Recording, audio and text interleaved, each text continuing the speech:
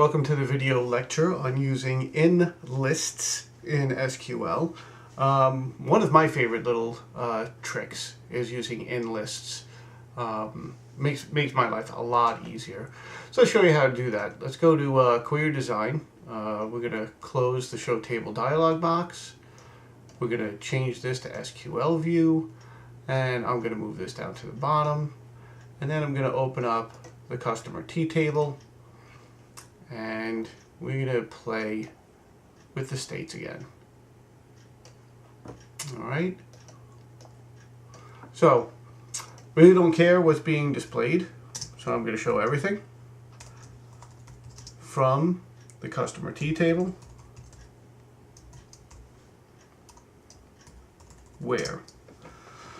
So, why are we using an in list? Well, let's say for instance, I want to see all of the customers that are on the East Coast, right, or the Eastern region, right? So I would have to say where customer state equals NY, and I'm just going to be lazy about this because this can get ugly, right?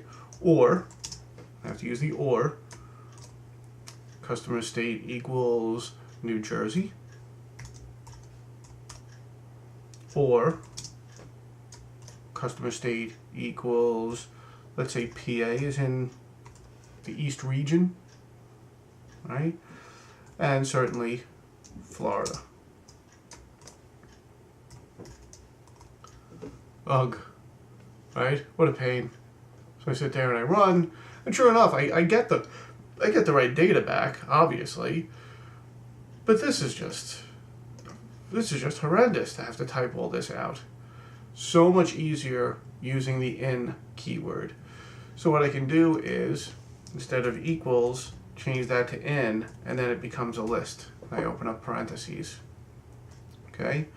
And all this is going to be a comma delimited list. Now, some of you may recognize this from the create table statement. In the check constraints, in the domain integrity constraints, we use this as well.